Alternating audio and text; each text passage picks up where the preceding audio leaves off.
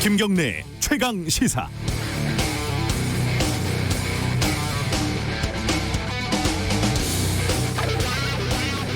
뭔가 그럴듯해 보이기도 하고 역할이 바뀐 게 아닌가 헷갈리기도 하고 옛날에 흑백 영화를 보는 것 같기도 하고 고장난 라디오를 듣는 것 같기도 하고 그랬습니다. 어제 탈북자 출신 태영호 의원이 전대협 의장 출신 이인영 통일부 장관 후보자에게 집요하게 주체 사상에서 사상 전향한 것이 맞냐 이런 취지의 질문을 했죠. 말하자면은 내 앞에서 사상 전향을 한번 선언해 봐라 이런 뜻이었던 것 같습니다.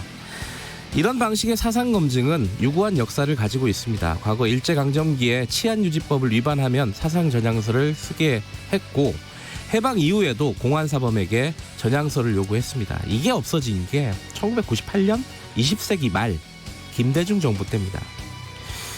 2012년에 KBS 방송에서 전원책 변호사가 김정일, 김정은에게 개의 후손 이런 욕을 할 수 있으면 종북이 아니다 이렇게 선언을 했던 일도 떠오릅니다. 이게 뒤집어서 말하면요, 김정은은 개라고 공개적으로 외치지 않으면 종북으로 규정을 하겠다 이런 말이죠. 이런 비슷한 질문은 얼마든지 어디서든지 가능합니다. 아베 나쁜 놈 이렇게 외쳐봐라 이렇게 요구를 하면 안 하면 너는 친일파구나. 안희정 나쁜 놈 외쳐봐라. 안 하면 너는 미투에 반대하는구나. 예컨대 전두환 나쁜 놈 이렇게 외쳐. 안 하면 너는 독재 부역자로구나.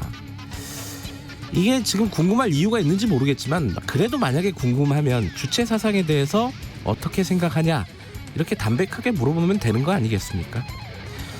초등학교 때 꼬맹이들이 짓궂게 철수한테 가서 너 저기 고무줄 놀이하는 영희 고무줄 좀 끊고 와라 이렇게 시키는 경우가 있습니다. 철수가 싫다 그러면 꼬맹이들이 놀리죠.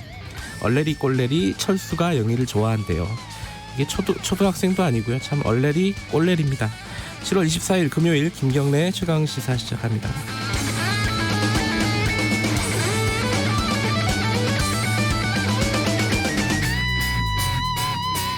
김경래 최강시사는 유튜브 라이브 열려 있습니다. 실시간 방송 보실 수 있고요. 문자 참여 샵 9730으로 기다립니다. 짧은 문자는 50원, 긴 문자는 100원이고요. 스마트폰 콩 이용하셔도 좋습니다. 오늘 1부에서는요, 최근 사모펀드 문제 계속 지금 뉴스가 나오고 있습니다. 특히 이제 최근에 나온 건 옵티머스 사모펀드, 이게 처음부터 사기였다 이런 말이 있는데 그럼 왜 못 막았을까? 이런 궁금증이 들죠. 전문가와 함께 얘기 나눠보고 2부에서는 고심 끝에 당대표 도전한 더불어민주당 박주민 최고위원 만나봅니다.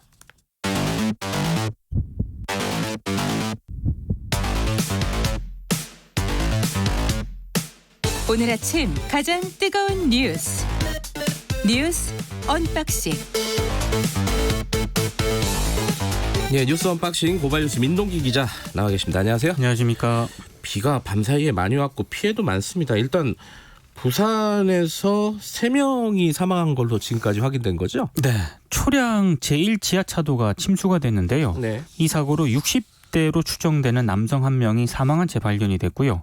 30대로 추정되는 여성 1명은 의식이 없는 상태로 구조가 돼서 심폐소생술을 하면서 인근 병원으로 이송이 됐지만 끝내 숨졌습니다. 네. 그리고 배수 작업을 진행을 했는데 네. 침수된 차 안에서 50대 남성이 또 숨진 채 발견이 됐습니다.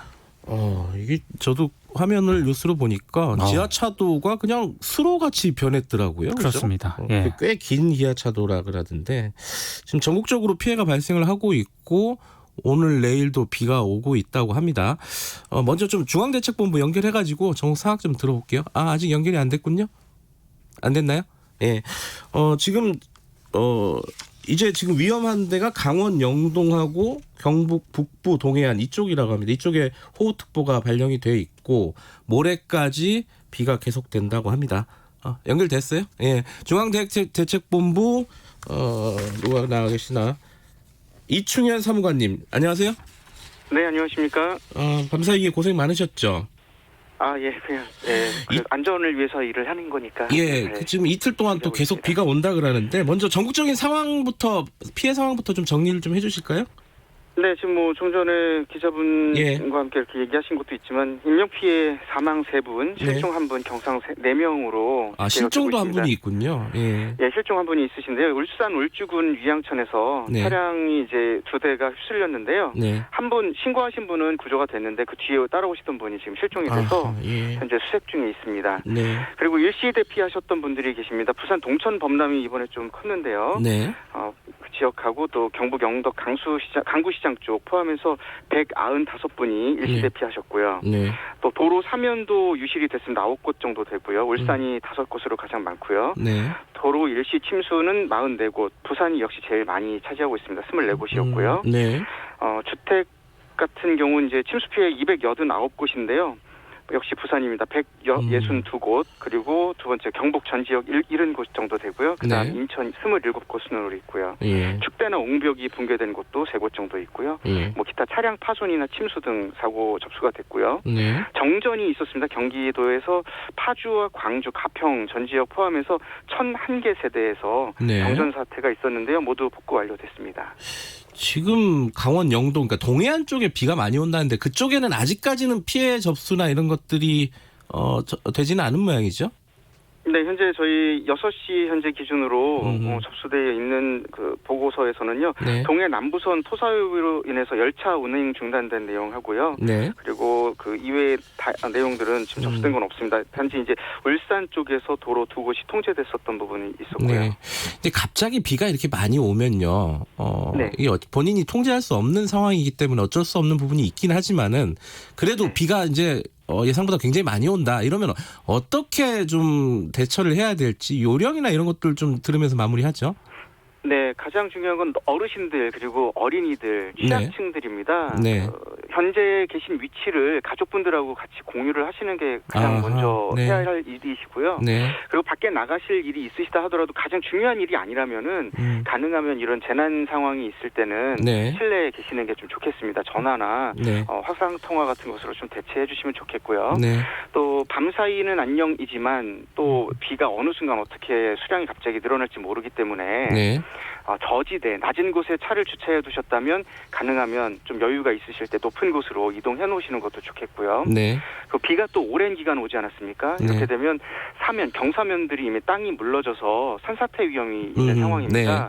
혹시라도 땅에서 울림, 진동 소리가 느껴지다거나 아니면 바람이 불지도 않는데 나뭇가지가 흔들리거나 하는 전조 증상이 보입니다. 네. 또 계곡에서는 흙탕물이 보이기도 하고요. 예. 맑은 물이 흘러야 되는데 흙탕물이 흐른다. 그러면 산사태 전조 증상이 이미 나타난 거거든요. 네. 그때는 미리 안전한 곳으로 이동하시는 것도 좀 아셔야겠고요. 예. 또 낮은 다리 있지 않습니까? 집 앞에 흔히 다니던 다리인데 네. 세월교나 교량 얘기하는데요. 예. 아는 곳이라고 하더라도 절대로 다리 길이가 어느 정도 좀 있다면은 절대로 건너시면 안 되겠습니다. 이미 안전 조치는 돼서 예. 건너실 수 있는 상황은 아니실 텐데요. 네. 아는 길이 더 위험할 수 있습니다. 가능한 안전한 곳, 높은 지대로 우회해서 이동하시면 좋겠습니다. 알겠습니다. 앞으로 이틀 동안 더 고생을 해주셔야겠네요. 여기까지 듣겠습니다. 고맙습니다. 네, 감사합니다. 중앙재난안전대책본부 이충현 사무관이었고요. 이 어르신들하고 아이들이 특히 이제 이런 상황에서 위험하지 않습니까? 그렇죠. 외출 삼가시고 나가면은 반드시 좀 통신을 열어놓는, 서로 간에 어디 있는지 정도는 알게 행동을 하셔야 될 것 같습니다. 이틀 동안 좀 비 조심하시고요. 다른 소식 좀 알아보죠. 어제 이게 사실은 요새 정치 뉴스 이런 게 많아가지고 주목을 받지는 못했는데 민주노총에서 노사정 합의안이 부결이 됐어요. 그러니까 12시간 동안 전체 대의원 투표가 진행이 됐는데요. 네. 61.7%가 반대표를 던졌습니다. 네. 그러니까 합의안 추인 안건이 부결이 됐고 원래 그 김명환 위원장이 만약에 부결이 되면은 집행부가 사퇴를 하겠다 이렇게 밝혔거든요. 네. 이제 사퇴를 오늘 아마 기자회견을 할 것 같습니다. 이게 사실은 이제 사회 안전망 코로나 때문에 급하기 그렇죠. 때문에 원포인트라도 노사정 합의를 좀 하자 이런 차원에서 민주노총 쪽에서도 제안을 한 거 아니겠습니까? 그러니까 민주노총이 먼저 제안을 했는데 네. 이번에 그 반대한 대의원들의 입장은 네. 해고 금지라든가 전 국민 고용보험과 같은 핵심 요구가 추상적인 수준으로만 언급이 됐고 자본의 책임과 고통 분담은 합의문에서 찾아볼 수 없었다. 이제 이렇게 주장을 하면서 반대를 했는데요. 네.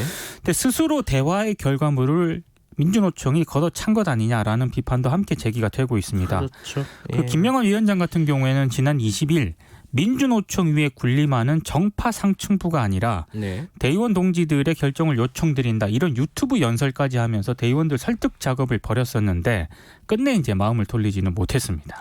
뭐 대의원들의 투표로 결정한 거니까 어쩔 수 없긴 하겠지만은 이게 민주노총도 참 복잡해요. 굉장히 지금, 복잡합니다. 예, 지금 네. 상황을 어떻게 받아들이고 앞으로 어떻게 할지 노선이나 이런 부분들이 복잡한 상황인 것 같습니다. 언제 한번 좀 민주노총 위원장하고 얘기를 좀 나눠보고 싶은 생각도 좀 있네요. 네.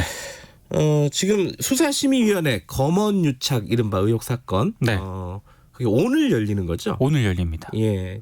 이게 그러면 절차가 어떻게 되는 건가요? 자, 오늘 이제 수사심의위원회가 열릴 예정인데 예. 갑자기 변수가 하나 등장을 했습니다. 대검찰청 형사부가 자신들도 의견을 제출하겠다. 이제 이런 입장을 밝힌 건데요. 그 수사팀하고 원래 그리고 수사 대상자 그 이동재나 한동훈 쪽 네. 요쪽에서 의견 제시하는 거 아니었어요? 그러니까 이제 주인 검사가 있지 않습니까? 예. 수사팀에 주인 검사하고요. 사건 관계인이 이제 의견서를 제출하도록 되어 있습니다. 그러니까 고소인, 뭐 피해자, 피의자, 혹은 그 대리인과 변호인으로 당사자들 제한이 되어 있는데 대검 쪽에서는 이런 입장을 밝히고 있습니다. 그 운영 지침이란 게 있는데 운영 지침을 보면 심의에 필요한 경우에는 전문가 등 사건 관계인이 아닌 자로부터 심의 사항에 관련된 자료 등을 제출받을 수 있다. 이 조항을 근거로 들면서 네. 대검 쪽에서도 의견을 제출하겠다라는 그런 입장을 밝힌 건데요. 네. 한마디로 이제 제출하려는 의견서 내용은 이동재 전 기자 등에게 강요미수죄 혐의 성립이 어렵다. 이제 이런 견해가 담겼다고 합니다.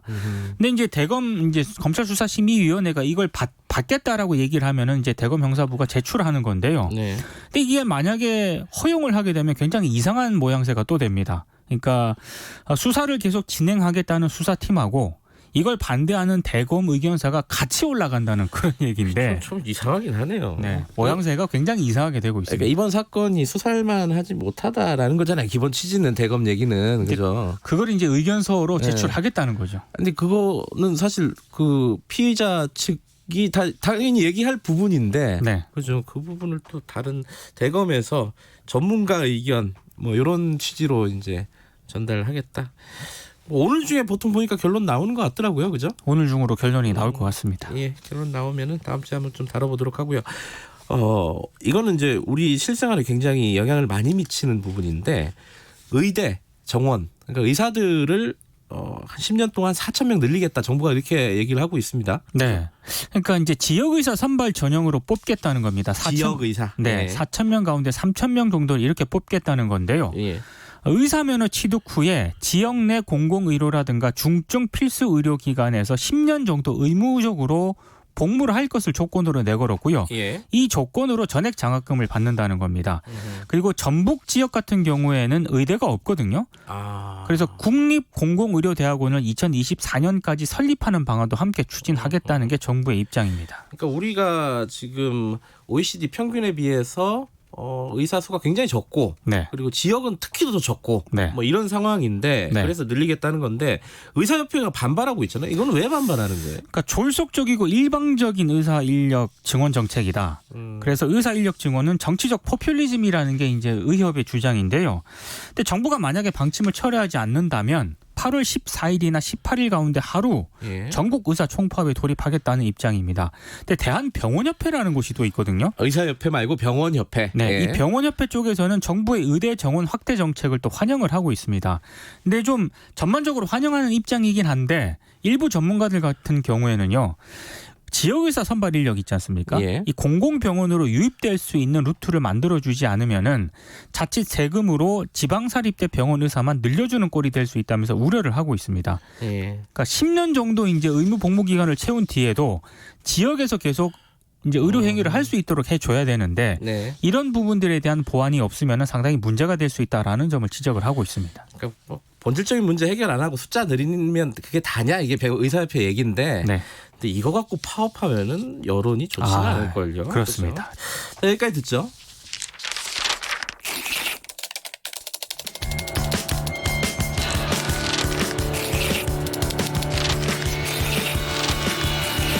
민동기의 저널리즘 M. 네, 오늘은 굉장히 부끄러운 얘기를 갖고 오셨습니다. 이른바 사흘 파문. 이거 모르시는 분들을 위해서 사흘 파문. 하루 이틀 사흘 그 사흘이잖아요. 네. 그게 왜 파문입니까? 여기서 사자의 그 사흘 파문은 예. 한글 사자가 아니고요. 예. 숫자 사흘 파문입니다.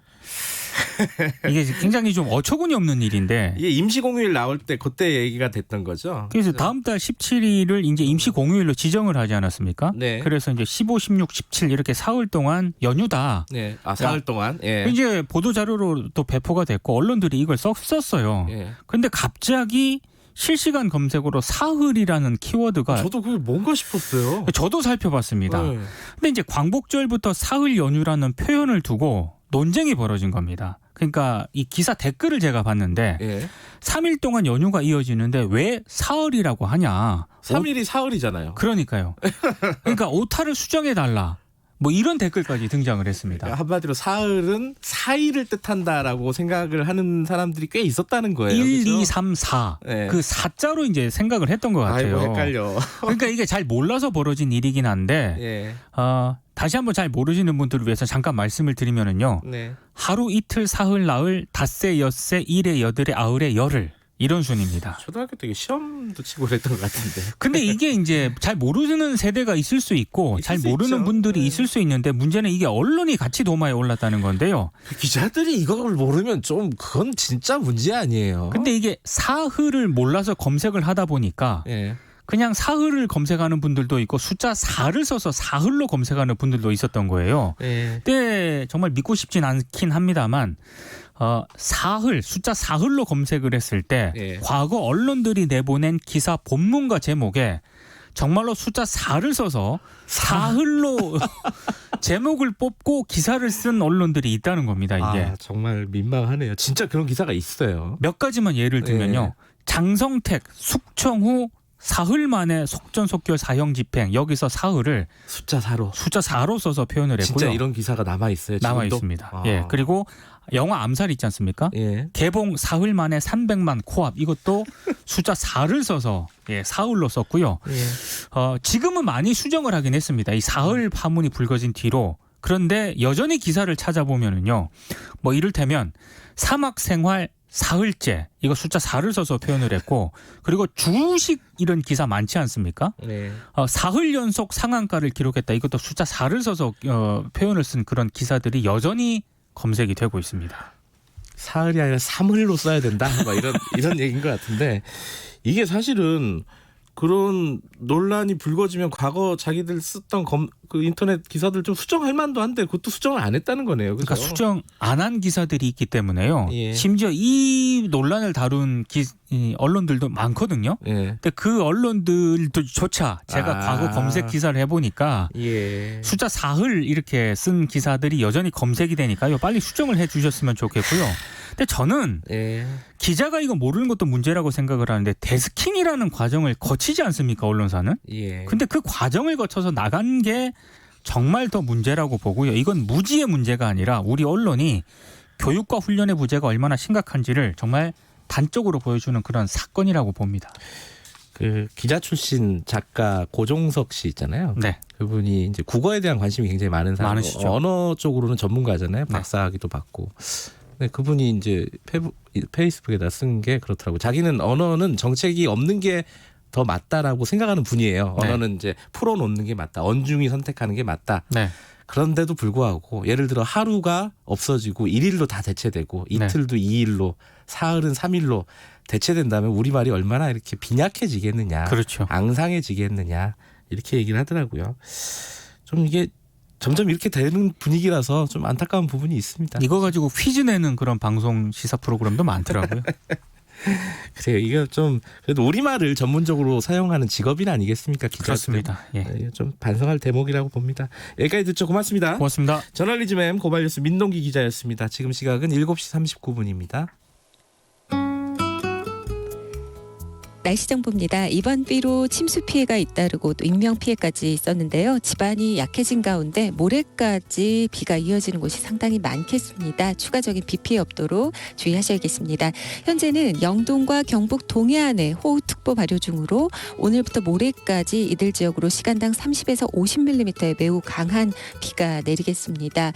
오늘 이렇게 전국적으로 비가 이어지겠고요. 내일까지 바람도 해안 산지 위주로 전국에 강하게 불겠습니다. 서울 경기는 낮에 소강 상태고요. 충청 호남은 내일까지 소강 상태입니다. 현재까지 서울 성동구에는 119mm, 또 부산 220, 울진 230mm 등 곳곳에 많은 비가 쏟아졌습니다. 앞으로 모레까지 영동과 경북 동해안 100에서 250mm, 영동 많은 곳은 400mm 이상도 보고 있습니다. 경기 북부와 영서 등 그 밖의 지역으로 20에서 80mm 정도 내리겠습니다. 오늘 서울의 낮 최고 기온 26도로 예상되고요. 전국적으로 22도에서 27도의 분포를 보이겠습니다.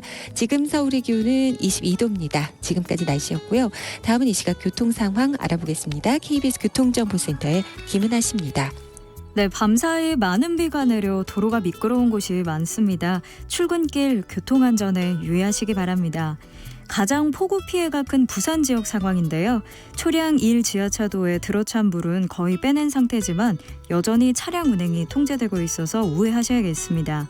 서울에선 중랑천 수위가 상승하면서 동부간선도로 통행이 한때 전면 통제되기도 했는데요. 현재는 정상 소통되고 있고요. 출근길 상황도 나쁘지 않습니다. KBS 교통정보센터였습니다. 최강 시사.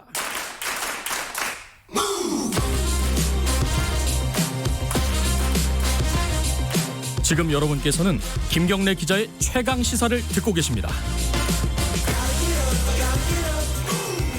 네, 김경래 최강 시사 듣고 계십니다. 제2의 라임 사태, 옵티머스 사모펀드 환매 중단 사태 이렇게 부르기도 합니다. 이게 이제 처음부터 사기를 작정하고 한 거 아니냐 이런 조사 결과도 나왔고, 근데 그럼에도 불구하고 왜 규제나 이런 시스템이 작동하지 않았을까, 이 부분도 궁금합니다. 또 최근에 사모펀드가 아파트 한 채를 통으로 사가지고 이 사모펀드가 어디까지 지금 영역이 넓어지는 것인가, 이런 부분들도 좀 궁금한 부분이 있고요. 홍익대 경제학과 전성인 교수님 연결해서 관련 얘기 좀 여쭤볼게요. 교수님 안녕하세요. 네, 안녕하세요. 이 사모펀드 말은 많이 들어봤는데 개념을 잘 모르시는 분들도 꽤 계실 겁니다. 좀 설명 좀 부탁드릴게요. 뭔지 이게. 네네. 사모펀드란 네. 사모라는 말과 펀드라는 말이 합쳐진 합성어인데요. 네. 여기서 사모란 투자 권유를 한 일반 투자자 숫자가 49인 이하를 말하고, 예. 펀드란 이제 여러 투자자 돈을 한 곳에 모은 저장소다, 네. 이런 뜻이 되겠습니다. 예. 그러니까 결국 49인 이하의 투자자에게 투자를 권유해서 그들로부터 돈을 받은 다음에 이 돈을 이곳저곳에 투자하는 금융상품을 우리가 사모펀드라고 하겠습니다. 개념 자체야 돈을 모아가지고 투자자들한테 돈을 모아가지고 어디 투자한다 이런 건데, 그렇습니다. 이게 최근 한 3년 사이에 급격하게 늘어났다면서요? 그 배경은 뭐예요? 네, 일단 그 늘어난 동향이 아주 극적인데요. 예. 금융감독원이 지난 2월 14일에 네. 사모펀드 현황에 관한 자료를 발표했는데, 네. 거기에 따르면 2015년에 약 200조 원이었던 헤지펀드 기준으로 네. 사모펀드가 작년에는 416조 원으로 4년 사이에 이제 2배 넘게 성장을 했고, 펀드 네. 숫자도 7,700개에서 11,700개 정도로 이제 많이 늘어났죠. 예. 네. 이렇게 늘어난 데에는 우선 이제 유동성이 사모펀드 시장으로 유입된 점도 있겠지만, 네. 가장 직접적인 원인은 박근혜 정부 때 있었던 사모펀드 규제 완화, 이것인 것 같습니다. 예. 이 규제 완화를 통해서 개인 투자자의 최소 투자액을 5억에서 1억 원으로 낮춰주고, 예. 자산운용사의 설립은 등록제로 전환하고, 네. 각종 보고 의무를 면제시켜준 것이 컸고요. 네. 또 이번 정부 들어서 아무 생각 없이 이런 상황을 시정하지 않은 것도 큰 문제라고 생각이 됩니다. 그러니까 규제가 완화돼서 물론 규제 완화할 때는 그 뭐 명분은 뭐 금융산업을 활성화하겠다 뭐 이런 거 아니겠습니까? 두 가지인데 이제 예. 하나는 이제 자산운용업 산업의 발전을 위한다는 게 있고 또 하나는 뭐 예. 벤처 산업 등에 뭐 자금을 공급한다 뭐 이런 얘기들이 있었지만 네. 실제로 이런 사태가 많이 터지면서 이게 예. 과연 사모펀드나 자산운용업 시장의 발전에 도움이 된 거냐 오히려 더 명성에 먹칠만 하고 예. 의구심만 키운 거 아니냐 예. 이런 이제 반론도 있습니다. 근데 이제 이런 사모펀드를 조성을 해가지고 어디에 투자를 하느냐. 요번에 이제 옵티머스를 보면은 네. 원래는 공공기관 매출 채권에다가 투자를 한다. 뭐 이렇게 돼 있었잖아요. 맞습니다. 하나도 안 했다면서요? 네, 지금 뭐 거기에 투자한 흔적은 발견되지 않고 있고 예. 알려진 바에 따르면 투자를 대개 4개 회사, 네. TPNS, 아트리 파라다이스, 라피크, 대부, DKMC 이름도 굉장히 생소한 네. 이런 회사에 이제 CB, 사모 전환사채에 집중적으로 투자를 했고 예. 이 돈은 이제 여기에 멈추지 않고 또 다른 곳으로 계속 퍼져나갔던 걸로 보이고 네. 궁극적으로는 빼돌린 거 아니냐 이런 의심들이 굉장히 많이 있습니다. 근데 이제 궁금한 부분이 네. 이 애초에 이 펀드를 판매할 때 약속했던 그런 뭐 공공기관 매출 채권 이런 거 투자를 전혀 안 하고 있었는데 네네. 금융당국은 전혀 모를 수밖에 없는 시스템이었나 이게 좀 궁금한 부분이에요. 일단은 이제 아까도 말씀드렸듯이 각종 보고 의무를 예. 완전히 면제해놨기 때문에 예. 이런 자산운용사가 활동하고 있다라는 등록된 현황만 알 수 있고요. 네. 그다음에 이제 간간히 이제 정기적으로 최소한의 활동 보고를 이제 자산운용사의 대차 대조표는 이제 보고를 하니까 펀드 상황은 보고를 안 하지만 네. 그런 걸 통해서 라임서택처럼 이 자산운용사의 자산 운용액이 급격하게 늘고 있구나. 뭐 이런 정도는 이제 간접적으로 볼 수 있는데요. 네. 실제로 그 자산운용사가 그렇게 많은 돈을 받아서 어디에 투자했는지 그 투자한 대상이 당초 약속과 일치하는지 네. 그리고 건전한 곳에 투자했는지 이런 것은 알기가 어렵습니다. 지금 상황은 어렵다. 그렇습니다. 그러면 이거 좀 바꿔야 되는 거 아니에요? 이런 사고가 터졌으면은? 이제 해법은 두 가지로 볼 수 있는데요. 예. 하나는 우리 안 쳐다보겠다. 너희도 우리한테 보고하지 마라. 그 대신 니네들은 선수끼리만 하고 문제 해결도 선수끼리 니네들이 하고 이렇게 전체 시스템에 영향을 주지 말아라. 이렇게 하는 방법이 있고 예. 아니면 이제 니네들이 일반 투자자들을 애들로부터 돈을 받았으니까 우리가 공모펀드 비슷하게 네. 준 공모펀드처럼 너희를 보고 열심히 들여다보겠다. 너희도 열심히 보고를 해라. 이렇게 이제 두 가지 방식이 있을 수 있는데 네. 뭐 나중에 뭐 시간 되면 말씀드리겠습니다. 저는 전자의 방식이 훨씬 낫다. 사모펀드는 선수들만 하고 예. 그 대신 위험도 너희가 감수하고 사기가 터지면 검찰에 고발하고 뭐 소송하고 하는 것도 너희들이 알아서 해라. 그래야지만 사모펀드 같은 사모펀드 시장이 육성이 될 수 있지. 예. 지금처럼 하면 결국은 사모펀드의 공모화로 나갈 수밖에 없다. 그렇게 생각이 됩니다. 그럼 일단요.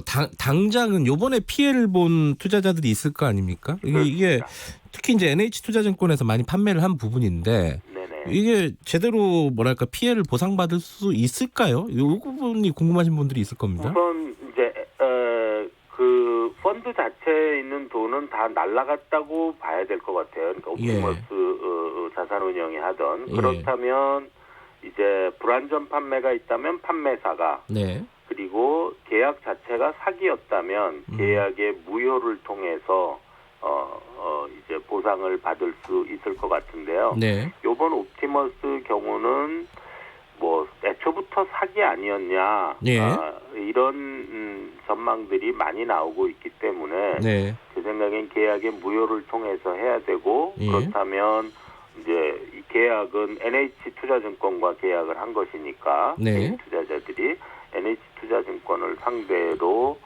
이제 손실 보상에 나서야 될 것 같고요. 예. 뭐 어느 정도 각오를 하고 있지 않을까 생각을 합니다. NH투자증권도. 예. 그런데 지금 말씀하신 사모펀드가 네네. 최근에 뭐 아파트 한 채를 뭐 통으로 사가지고 이게 막 화제가 되기도 하고 논란이 되기도 하고 했습니다. 이게 그렇습니다. 지금 유동성이 굉장히 많아서 이 돈을 네. 이런 금융시장으로 좀 끌어들여야 된다. 지금 정부 방침이 그거잖아요. 네네. 근데 그렇게 한 돈이 결국 또 부동산으로 가는 거 아니냐? 그렇습니다. 뭐 이런 생각도 들어요. 이거는 어떻게 봐야 될까요? 예, 맞습니다. 지금 뭐 다들 아시다시피 이지스 자산운용이 운영하는 이지스 371호 부동산 전문 사모펀드가 이제 강남구 삼성 월드타워를 매입을 했는데요. 예. 자체 자금은 아니고 이 과정에 이제 새마을금고로부터 총 270억 원 정도를 대출을 받았다. 네.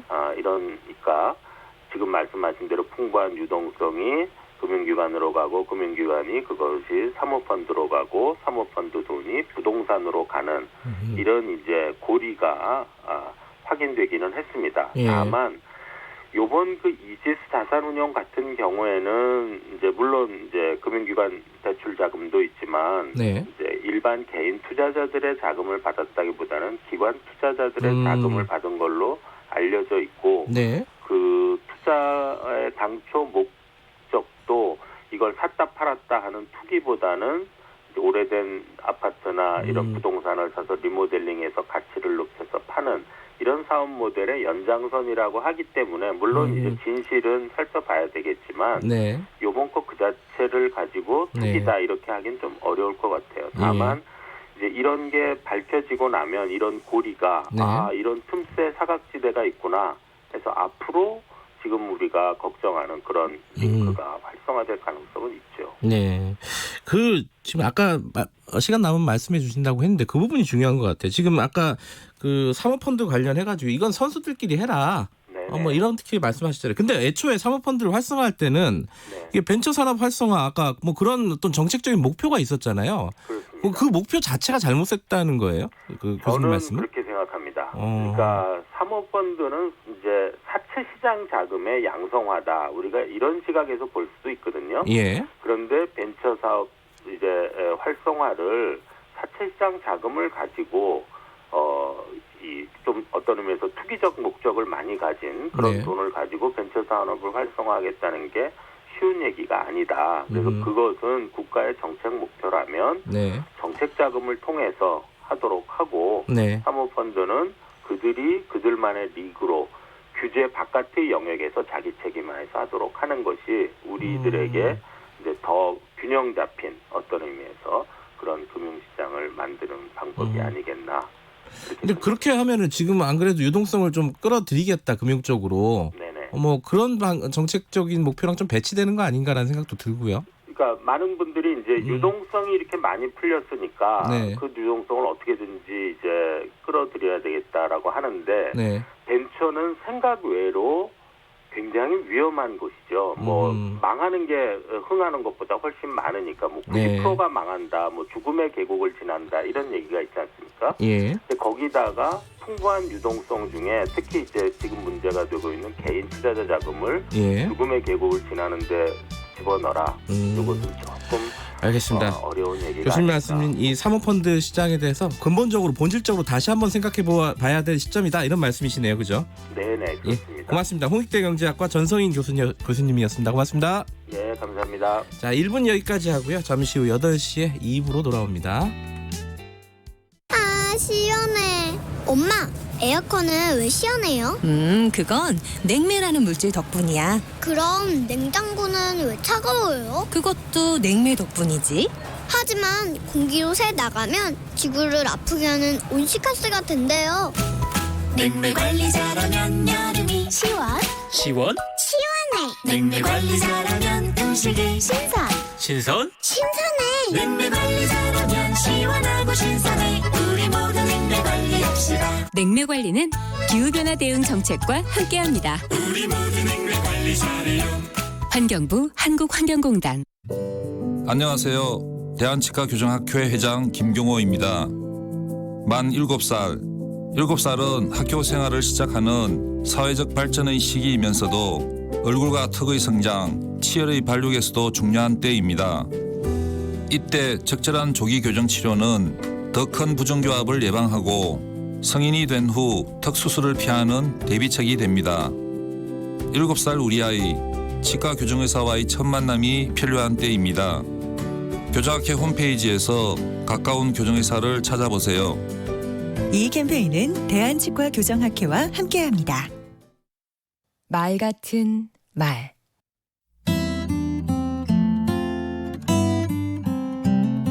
안녕하세요. 강원국입니다. 하루에 문자나 이메일을 얼마나 사용하시는지요?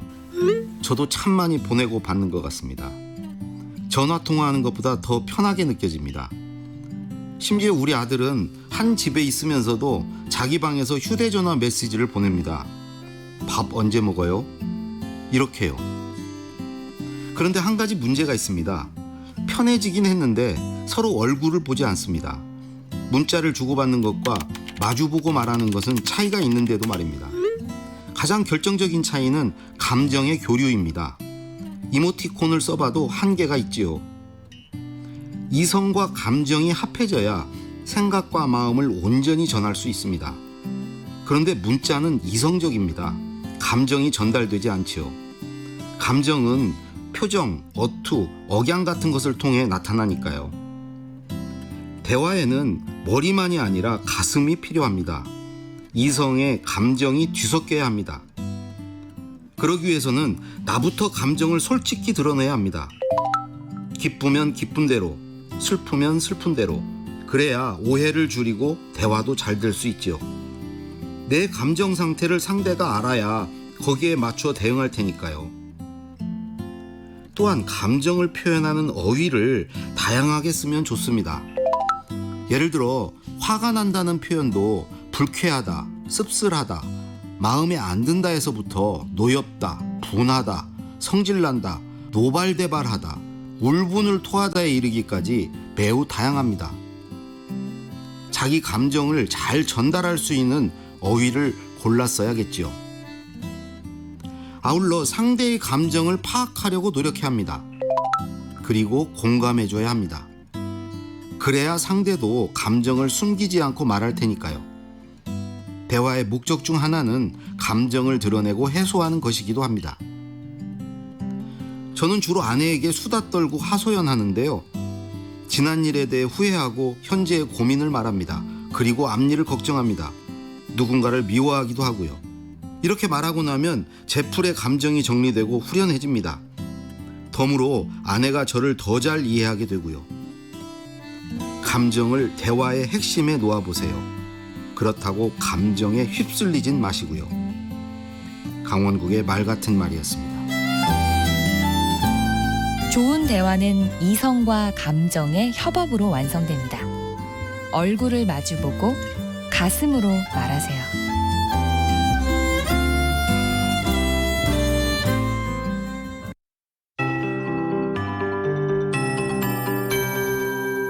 KBS 58분 날씨.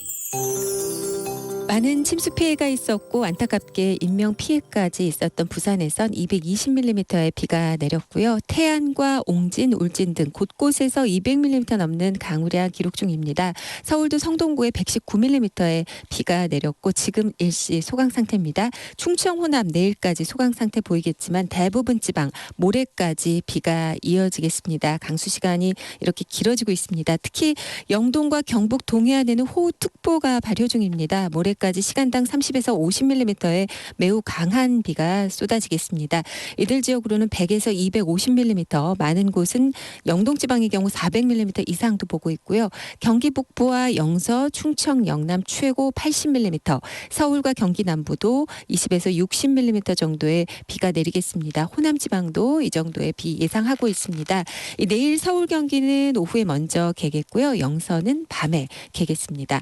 오늘 전해상, 내일은 내일은 남해상과 동해상의 물결이 최고 5m로 매우 높겠고 천문 현상까지 겹쳐서 침수 주의하셔야겠습니다. 또 추가적인 비 피해 없도록 각별한 유의가 필요하고요. 해안과 산지 위주로 전국적으로 바람 계속 강하게 붑니다. 오늘 서울의 낮 기온 26도로 예상되고 지금 서울의 기온은 21.3도입니다. 강혜종입니다.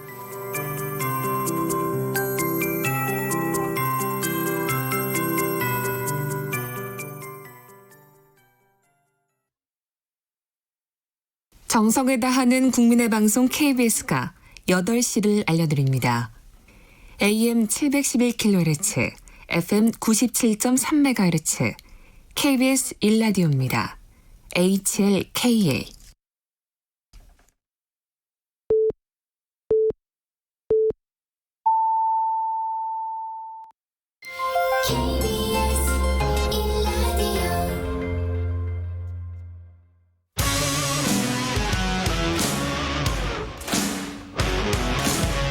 뉴스타파 기자 김경래 최강 시사.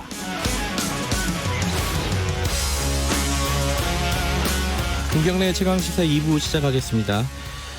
아까 잠깐 예고를 해드린 대로 더불어민주당 당권 경쟁에 마지막에 뛰어든 박주민 최고위원 인터뷰를 좀 하려고 합니다.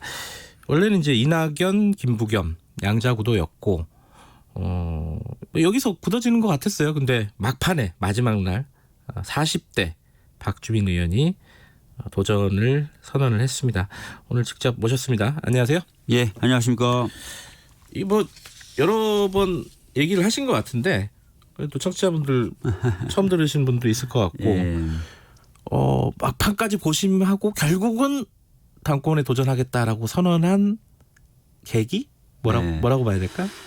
작년 말부터 이제 코로나19 확산됐고요. 네. 그래서 굉장히 많은 어려움을 겪다 보니까 지금이 위기의 시기다 이렇게 많은 분들이 얘기하시고 또 한편으로는 앞으로 전혀 새로운 사회가 시작될 것이다. 또 새로운 사회가 시작돼야 된다라고 하면서 또 전환의 시대를 많이 얘기하십니다. 네.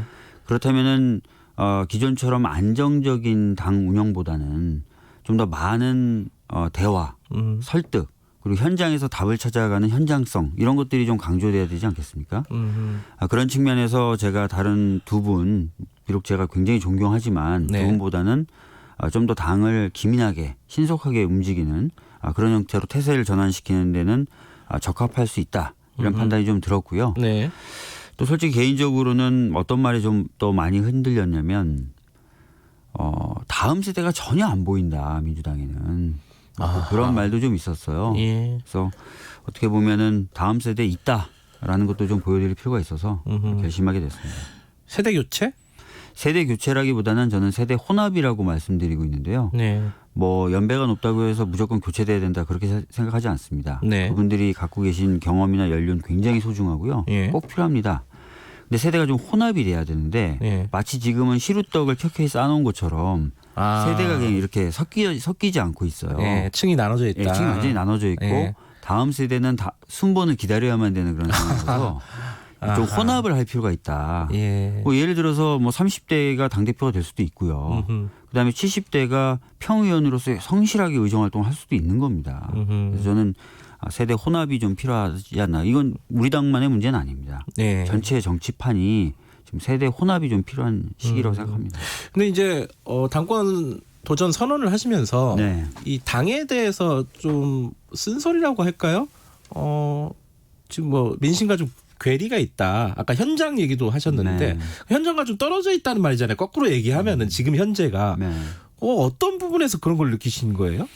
뭐 최근에 이제 뭐 몇 가지 정책 부분에 있어서 국민들 눈높이를 못 읽고 있다라는 평가를 좀 받고 있죠. 근데 뭐 현재의 모습보다는 저는 아까 말씀드렸던 대로 전환의 시대가 되면은 아무도 새롭게 바뀔 사회의 모습을 알 수가 없어요. 정답을 안 갖고 있습니다. 그렇다면 답은 현장에 있을 수밖에 없어요.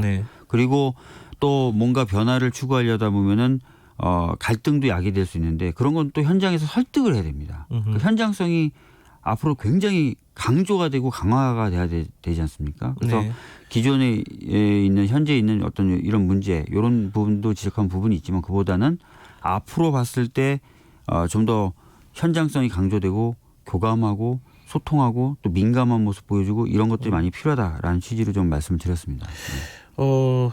그런 부분을 다른 두 분들보다는 박주민이 더 잘할 것이다 이렇게 판단했다는 거죠? 네, 이미 뭐 두 분은 안정적 당 운영 뭐 이런 얘기들을 많이 하셨거든요. 본인들이 나온 이유에 대해서. 네. 근데 그런 안정성이 과연 지금 이런 위기의 시대 어떻게 보면은 전환의 시대 이런데 맞느냐. 네. 그거보다도 좀 더 치열하게 고민하고 국민들 옆에 있고 하는 것이 더 필요하지 않느냐는 생각 가지고 있습니다. 여러 가지 이제 정치 공학적인 해석들도 나올 수밖에 없잖아요. 네. 네. 당 대표에 출마하신다니까. 네. 서울시장 어차피 이제 당 대표가 되든 안 되든 만약에 안 되면은 여기서 몸값을 이렇게 올려서 이런 표현이 좀 기분 나쁘실 수도 있겠구나. 현실적으로 그런 얘기 나오니까 몸값을 올려서 서울시장 선거로 가든 뭐 그렇게 얘기하는 사람들 꽤 있지 않아요? 사실 이제 고민을 하는 과정에서요. 네. 제가 당내에 당연히 중진 의원님들께 상의도 드리고 네. 의논도 하죠. 경험도 많으시니까. 근데 그분들 대부분 말리셨던 이유가 뭐냐면 이미 굉장히 이제 걸출한 두 분이 출마를 선언했고 네. 준비를 오랫동안 한 상황에서 네가 뒤늦게 뛰어들면 네가 그나마 갖고 있는 정치적 자산은 다 까먹을 거다.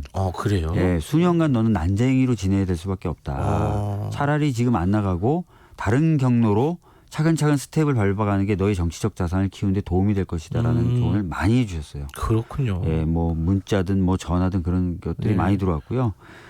하여튼 뭐 그런 부분에 대한 고민도 좀 있었지만 저는 그거보다 지금 당장 필요한 게 무엇인가를 중심으로 고민을 했어요. 예. 그래서 저를 뭐 서울시장 후보 물망으로 올려주신 분들께는 저를 높게 평가해 주셔서 감사하다는 말씀을 드리지만 서울시장에 대한 뜻은 없습니다 지금. 그래요? 네. 그 당대표 선거에서 뭐 아깝게 떨어진다 하더라도 서울시장 선거는 일단 이 지금 전당대에 모든 걸 다 걸었다 이렇게 봐주시면 좋겠습니다. 그 아까 지금 정치적으로 체급 차이가 난다고 말씀하셨잖아요. 체급 차이 많이 나지 않습니까? 외형상으로도 그렇지 않습니까?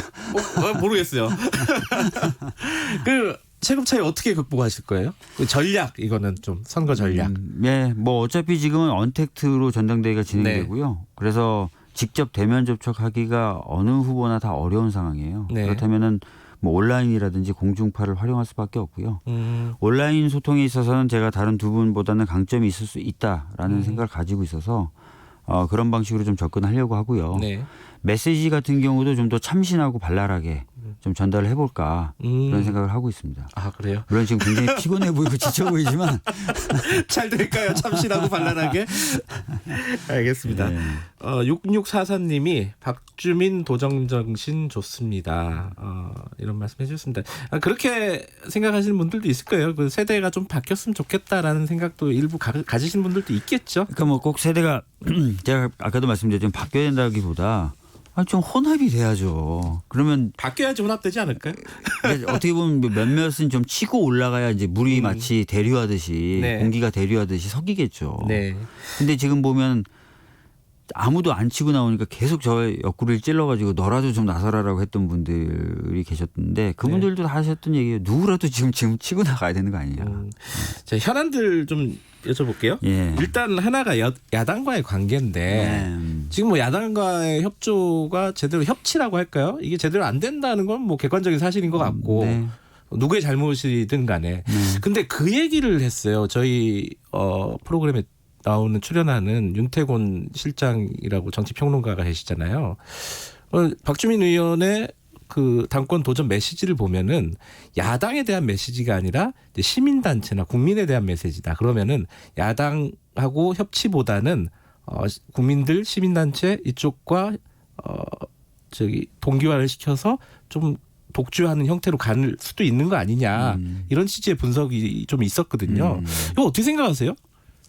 제가 그래서 이제 출마 선언문에 담지 못했던 내용을 기자 백브로에서도 말씀을 드렸는데 네.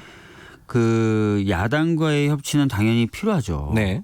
그래서 이제 야당에 대해서도 정치라는 게 상대방을 꺾어야만 되는 격투기가 아니라 국민들이 보고 채점하고 그 네. 채점 결과에 따라 평가받는 경기다라는 것을 좀 인식해 줬으면 좋겠고 네. 앞으로 그런 식으로 정치를 좀 하자고 제안을 하겠다라고 말씀드렸어요. 네. 야당도 지금 일을 하겠다고 했고 국민들에게 높은 점수를 받고 싶어하는 상황이지 않습니까? 네. 그래서 그런 식으로 저는 야당과의 관계를 재조정할 마음이 있고요. 네. 그동안 제가 그럼 야당하고 어떤 협치의 경험이나 이런 게 없느냐 그렇지 않습니다. 어제도 저는 주호영 원내대표를 만났고 그 세월호 가족분들과의 비공개 간담회 제가 주선해서 만났었고 김관영 잠수사법을 통과시키기 위해서도 제가 주호영 원내대표를 2번 찾아갔었습니다. 네. 그리고 그 전에도 필요하면은 뭐 최고위원에 불과하거나 또는 최고위원이 뭐 임에도 불구하고 뭐 야당의 원내수석이라든지 또는 뭐 당대표라 원내대표라든지 계속 찾아가서 얘기를 했었어요. 네. 그리고 사회적 참사법 통과시킬 때도 야당 의원실도 빼놓지 않고 돌아다니면서 차 마시고 설득하고 했었고요. 네. 법관 탄핵 추진할 때도 마찬가지였고요. 그러니까 그런 작업이 오히려 저한테는 당연하고 편한 거예요. 근데 아마 다른 의원님들 경우에는 야당 원내대표 찾아간다고? 이상하다라고 생각하실 수 있어요. 약간 지금 그렇게 경직된 분위기거든요. 근데 저는 지금까지 그렇게 활동해 오진 않았습니다. 네. 야당하고 협치 얘기 나오니까 당장 요거부터 좀 하나 짚고 넘어가고 싶은데 공수처 좀 네. 출범해야 되잖아요. 네. 법으로 따지면은. 네. 근데 추천위원회 구성도 못 하고 있지 않습니까? 맞습니다. 그래서 법이라도 고쳐가지고 하겠다라는 게 지도부의 생각이에요. 지금 민주당에서 나오는 얘기는 거기에 동의하십니까? 일단은 저는 뭐 설득을 좀 더 해볼 필요는 있다고 생각해요. 근데 정 안 되면 최후의 수단으로 법 개정까지 생각해야죠. 왜냐하면 이미 법이 시행됐는데 그 시행을 막고 있는 형국인 거거든요. 지금은. 네. 그래서 이 부분은 어떻게 보면 국회로서는 좀 해서는 좀 안 되는 부분이 있는 부분이라서 네. 그 부분은 일단은 설득을 충분히 해보고 네. 안 되면 뭐 결과적으로 그런 것까지 고민해야 되겠죠. 그리고 제가 이제 협치를 중시하긴 했지만 정치가 야당만 바라보고 할 수는 없어요.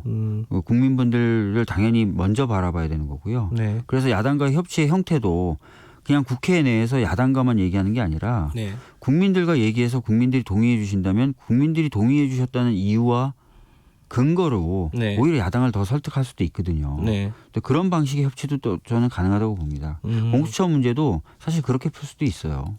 네. 뭐 설득을 할 수 있을 때까지는 배가 고프시구나. 죄송합니다. 소리가 들어갔을까 봐. 들어왔습니다. 아 그래요? 큰일이네. 아침을 안 드셨는가 보죠. 예. 그러면 공수처 야당 설득을 언제까지 하겠다. 뭐 이런 마지노선? 마지노선까지는 없지만 예. 뭐 이거는 이제 어떻게 보면 제가 이제 국회에서 지내다 보면 어떤 시한을 정해놓다기보다 느낌이 좀 있어요. 설득하다 보면 더 이상 예. 어떻게 안 되는구나 예. 라는 느낌이 올 때가 있습니다. 예. 근데 이제 그게 길진 않을 것 같아요. 왜냐하면 저쪽에서 이미 입장을 계속 반복해서 동일한 입장을 천명하고 있기 때문에 그래도 뭐 이제 원 구성 마치고 이제 조금 국회가 정상적으로 돌아가기 시작했으니까 네. 조금 설득은 해야죠. 하고 저쪽 입장이 너무 확고하다, 안 될 것 같다, 도저히 안 된다. 그러면은 뭐 최후의 수단을 고려해야 되지 않겠습니까? 정기국회 전에는 그러면은 뭐 일이 마무리가 되겠네요. 지금 말씀하시는 거 들어보니까. 글쎄요, 뭐 그 판단을 지금 현재 제가 할 수 있는 건 아니라서요. 네. 네. 그리고 또 하나 요즘 가장 뭐 핫한 부분 중에 하나가 행정수도 이전 문제. 네. 이건 뭐 김태년 원내대표가 꺼냈고요. 네. 뭐 당에서 굉장히 적극적으로 여러분들이 발언을 하십니다. 네. 박지원 의원도 뭐 당연히 당론에는 찬성을 하실 것 같고. 예. 근데 이거 풀어가기가 되게 만만치가 않아요. 개헌 문제도 얽혀 있고요. 이거 어떻게 풀어가야 된다고 보세요? 이게 방법론인데 이거는. 지금 개헌을 이야기하시는 분들은 예. 2004년도 당시 헌재가 이 행정수도 이전 관련돼서 위헌이다라고 판결한 걸 근거로 얘기하시는 거예요. 네. 그런데 그 당시에 위헌이다라고 판단했을 때 근거가 네. 현행의 성문헌법이 아니었습니다. 네. 다 기억하시겠지만 관습헌법이라는 걸 근거로 위헌을 얘기한 거예요. 네. 그래서 저는 굳이 개헌 필요가 있느냐라는 생각이 들고요. 네. 헌재의 경우에도 시대적 상황이라든지 사회적 인식이 변하면 다른 결정을 내립니다. 동일한 사안에 대해서도. 뭐 예를 들어 간통죄. 계속 네네. 간통죄의 존재가 합헌이라 그랬다가 네. 제 기억으로 한 8차례만인가 위헌이다라고 입장이 바뀐 거죠. 네. 그렇기 때문에 상황이 바뀐 부분을 고려한다면 헌재가 동일하게 이걸 위헌이다라고 할까? 그렇지 않다는 거죠. 왜냐하면 그 이후에 그 수도권에 대한 집중 과밀에 의한 문제는 더 심각하게 발생하고 있는 상황이거든요. 네. 그리고 더 이상 이 과밀 문제, 집중 문제를 어떻게 그대로 놔둡니까? 아시다시피 서울이 과밀되면서 서울에서 문제 발생하고 동시에 지방은 공동화가 되고 있잖아요. 네. 이 생태계라는 게 먹이사슬의 최상위층이 살아남으려면 그 밑에가 굉장히 다양하고 튼튼하게 버텨줘야 되는데 지금은 마치 이제 서울이 상위 포식자가 됐는데 밑이 지금 없어져가는 그래서 결국 서울도 못 버티게 될 수도 있는 그런 상황으로 지금 가고 있는 거거든요. 네. 네. 뭐 당장 뭐 야당 쪽에서는 기본적으로는 반대하는데 네. 뭐 국회 분원 정도는 만들 수 있지 않겠느냐. 그런 것부터 차근차근 진행해 가는 방법이 있을 거고 아니면은 이제 크게 이제 법이나 이런 것들을 만들어서 진행하는 방법이 있을 거고 그건 어떤 방법론이 더 맞다고 생각하세요? 지금 상황에서? 저는 이제 이왕 이 논의가 이제 시작된 만큼 네. 좀 더 체계적인 고민을 통해서 좀 더 많은 쪽이 내려가는 게 좀 필요하다고 좀 생각을 합니다. 저는 그래서 심지어 어떤 얘기까지 했냐면 지방에 한 10개의 거점 대학이 있는데요. 이 거점 대학에 매년 한 2.4조에서 3조 정도 투자를 해서 네. 굉장히 교육 수준을 높이고 이 대학들을 네트워크로 묶어가지고 그냥 가칭 뭐 한국대학 이렇게 불러도 좋고요. 네. 그래서 어느 대학을 가든 동일한 수준의 높은 교육을 받고 그다음에 어느 대학을 졸업하더라도 동일한 자격이 인정되죠. 그렇게 교육 인프라도 좀 아예 지방으로 좀 이전하고 공공기관 지방 이전된 것하고 좀 묶어가지고 취업이라든지 이런 부분에 있어서도 좀 혜택을 주고 이런 식으로 해서 이런 것까지 좀 나가야 좀 제대로 된 분산이 이루어질 거라고 봅니다. 지금 말씀하신 건 서울대 폐지론하고 맥이 같은 거 아니에요? 서울대 폐지론, 네. 뭐 서울대 폐지론 같은 경우는 약간 결이 다른데요. 네. 포함해서 고민해 볼 수도 있죠. 고민해 볼 수 있다. 시간이 많지 않아서 그냥 현안들 하나씩 좀 여쭤보겠습니다. 서울 부산시장 보궐선거 네. 본인은 안 나가신다는 지금 상황에서는 네. 예, 그렇게 얘기하셨는데 후보 내니 많이 뭐 말들이 많았습니다. 이제 박주민 의원도 오거돈 시장 문제 있었을 때 후보 안 된다, 내면 안 된다. 신중하게 검토할 필요가 예, 있다라고. 그렇게 얘기했는데 지금은 좀 입장이 바뀌신 건 맞죠? 예, 뭐 많은 분들이 뭐 저한테 손바닥 뒤집듯이 뒤집냐 뭐 이렇게 비판하실 수도 있지만 뭐 그건 다 제가 감내하고요. 예. 근데 이제 부산시장만 보궐선거를 할 경우하고 좀 네. 서울시장까지 포함해서 보궐선거를 할 경우 이 보궐선거 자체에 저는 의미가 좀 달라졌다고 봅니다. 정치적 네. 상황도 많이 달라졌고요. 그래서 좀 다른 고민이 필요하다는 말씀을 드리는 거고 또 당원 당규를 지킴으로써 책임지는 모습을 보여드리는 것하고 네. 그 거의 2천만에 가까운 유권자에게 선택의 기회를 드리고 그 선택을 받음으로써 책임지는 모습을 보여드리는 것하고 뭐가 더 공당으로서 적합한가도 고민해 봐야 되기 때문에 네. 지금 당장 무조건 된다 안 된다라고 하기보다는 차기 지도부가 꾸려지면 이 차기 지도부가 뭐 당원의 의사와 국민의 의사를 물어서 결정하는 것이 맞다라고 생각합니다. 그러면 사실 무용지물이잖아요. 그 당원 그 규정 자체가 그거 바꿔야 되는 거 아니에요? 뭐 차기 지도부가 고민 끝에 뭐 이번 한 번만 예외를 인정할지 아니면 당원 단계를 바뀔지도 차기 지도부가 좀 여러 의견을 들어서 고심 끝에 결정을 해야 될 문제라고 생각하고요. 네. 한 말씀만 좀 더 보태면 네. 마치 후보를 내는 게 저희 당에는 무조건 유리하다. 그래서 유리한 데를 쫓아간다라고 자꾸 생각하시는데 그렇지 않을 수도 있어요. 뭐 차기 지도부가 8월이나 9월에 결정을 했어요. 후보를 내는 네. 걸로. 근데 후보를 내는 게 결과적으로 꼭 유리한지 불리한지 8월 정도에 판단이 될까요? 그래서 굉장히 원론적 입장에서 원칙적 입장에서 결정을 내릴 수밖에 없는 상황인 거고 네. 그래서 단순하게 유리한만을 쫓아간다. 네. 이렇게 좀 보시는 거는 안 맞을 수도 있습니다. 요것도 하나 여쭤보죠. 그 관련해서 이제 박원순 서울시장 그 사건과 관련해 가지고요. 지금 청와대 입장이 안 나오고 있어요. 대변인 입장만 나온 거죠, 사실. 그러니까 대통령 입장이 안 나온 거예요.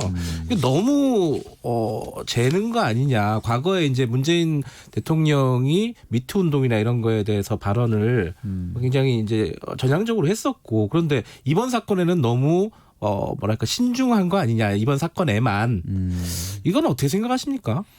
글쎄요, 뭐 그 부분에 대해서 제가 뭐 깊이 있게 생각해 보진 않았는데요.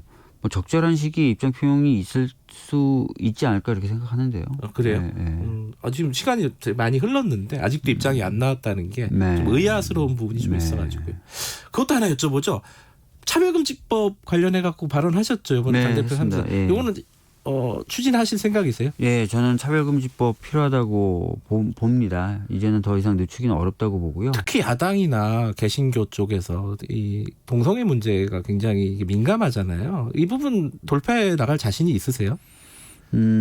그래서 좀 더 많은 설득이 필요한 부분 중에 하나예요. 이것도. 네. 그러니까 필요하다면 그래서 당이 여러 경로를 통해서 국민들을 만나고 설득하는 작업을 해야 되겠죠. 또 국회 내에 갇혀가지고 야당만 바라보면서 이 문제를 풀려고 그러면 또 안 풀릴 수도 있습니다. 예. 어쨌든 추진을 하겠다. 네, 저는 뭐 그런 생각을 가지고 있습니다. 그리고 또 하나가 탄핵. 법관 탄핵 문제. 네네. 이거는 뭐 20대 국회 때 박준희 의원께서 계속 얘기했던 부분인데 사실 쑥 들어갔어요. 이제 국회 상황도 복잡하고 그랬기 때문에 어쨌든 당대표 이번에 출마하시면서 이거는 강력하게 좀 추진할 생각을 갖고 계신 건가요? 네, 저는 뭐 탄핵은 좀 이루어질 필요가 있다고 생각을 합니다. 그래요? 왜냐하면은 이것은 특정인에 대한 보복이나 징벌이 아니라요. 네. 이제 헌법 기관의 역할이에요. 네. 국회에 부여된 의무이기도 하고요. 네. 사법부를 견제하도록 되어 있고 그 방법 중에 하나가 위헌적 행위를 한 판사에 대해서는 탄핵하도록 되어 있어요. 네. 근데 법원에 의해서 지금 사법농단에 관여된 판사가 법원 스스로도 판결을 내리면서 이거는 형사처벌하기는 어렵지만 위헌적인 행위를 한 건 맞다라고 확인을 이미 해줬지 않습니까? 네. 그럼 위헌적인 행위를 했다는 걸 법원 스스로 인정을 했는데 그러면은 탄핵을 하도록 의무가 되어 있는 국회가 안 한다면 좀 이상하죠. 그리고 이 탄핵이 이루어짐으로써 앞으로 이제 법관들이 위헌적 행위를 스스로 형사처벌 여부와 상관없이 안 하도록 하는 그런 의미도 있지 않을까 싶습니다. 그거는 당대표가 만약에 안 되신다 하더라도 추진하실 생각이신가요? 네, 저는 뭐 지금 그래서 몇몇 의원들하고 네. 계속 논의는 하고 있어요. 그래요. 21대 국회에서는 하겠다. 이렇게 네. 받아들이면 되겠네요. 네. 마지막으로 요거 하나만 듣고 정리하죠. 열린민주당하고 합당 문제 이거 어떻게 풀어나가실 거예요? 열린민주당과의 합당 문제 같은 경우도 뭐 차기 지도부가 아마 굉장히 네. 고심을 해야 될 부분인데요. 저는 양당 간의 당원들 간의 화학적 결합은 저는 가능하다고 봅니다. 그래요? 예. 그럼 추진하겠다는 뜻으로 받아들이면 되겠네요. 뭐 저 개인적으로는 네. 그런 방향이 맞지 않나 싶은데 네. 아까도 말씀드렸던 대로 이거는 뭐 설사 제가 당대표가 된다 하더라도 당대표가 뚝딱 결정할 문제는 아닌 것 같고요. 뭐 당연히 이제 그 당원들의 의사를 묻는 과정을 거쳐야 될 겁니다. 네. 선거 과정이든 뭐 선거 끝나고 나든 다시 한번 모실 기회가 있을 것 같습니다. 네. 따로 소주나 한잔 하시죠. 왜 그러세요? 밥 드셔야 될 것 같아요. 배에서 꼬르륵 소리가 계속 나셨습니다. 고맙습니다. 예. 더불어민주당 박주민 최고위원 당대표 후보였습니다. 공정하고 깊이 있게 오늘 하루 이슈의 중심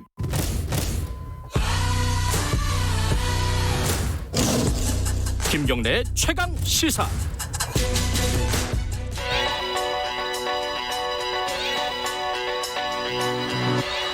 최강 시사 윤태곤의 눈. 네, 윤태곤의 눈. 의제와 전략그룹 더모아의 윤태곤 정치분석실장이십니다. 안녕하세요. 네, 안녕하세요. 아까 박주민 후보와 잠깐 얘기했었는데 네, 들었어요. 행정수도 그렇죠. 뭐 가장 핫한 이슈입니다. 그렇죠. 이 개헌, 행정수도 이런 건 단골 메뉴기도 한데 파괴력도 크고 또 어떻게 보면 약간 식상한 데도 있고 하지만 파괴력이 크고 또 최근에는 이게 부동산 문제하고 엮여가지고 네. 대중들의 관심도 많죠. 뭐 세종시의 집값이 벌써 들썩거린다 이런 보도들도 많지 않습니까? 네. 어쨌든 공식적으로 김태년 원내대표가 제기했고 그간에 뭐 개인들이 아이디어 차원에서 특히 충청권 의원들이 이런 이야기들을 많이 했었어요. 근데 이제 공식적으로 나온 거는 불과 며칠 전에 이번 주 초죠. 네. 민주당 원내대표 교섭단체 대표 연설에서 나온 거죠. 월요일 날. 그러니까 뭐 왜 갑자기 꺼내냐. 부동산 국면 전환용 아니냐.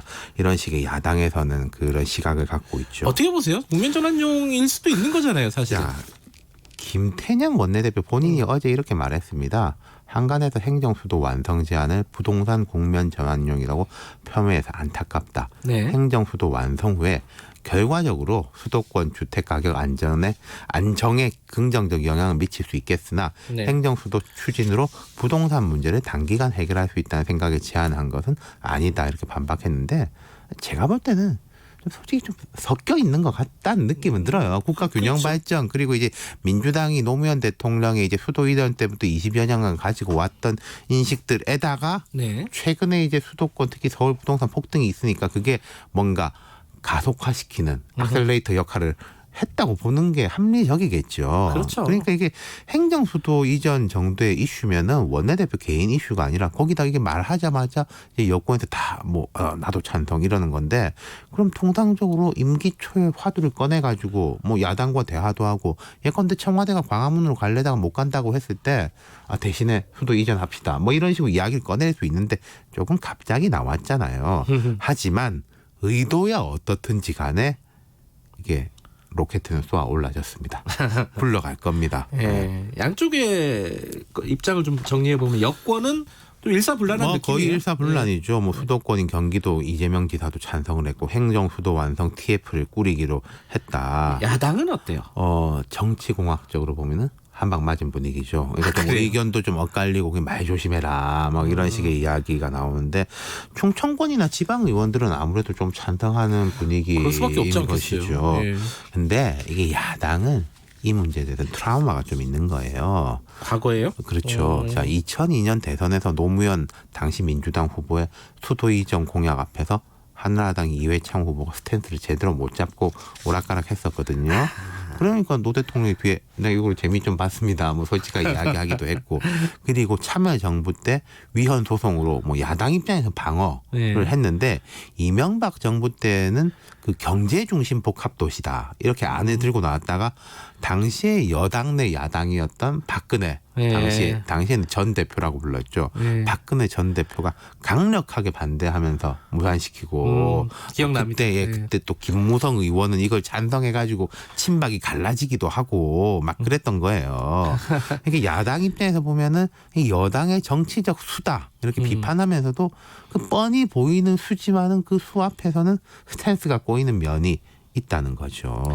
자, 이제 지금 상황은 그런데 앞으로 이 논의라든가 전개가 어떻게 될 것인가. 제가 지금 정치적인 함투 관계를 주로 설명했는데 정치적인 거하고 실질적인 게 있겠죠. 실질적으로는 앞서서 박주민 의원 때도 나왔지만은 위헌 소송 누군가는 할 겁니다. 분명히. 그렇죠. 근데 이제 현재 분위기가 2004년하고는 많이 달라졌다. 사회적 분위기도 그렇고.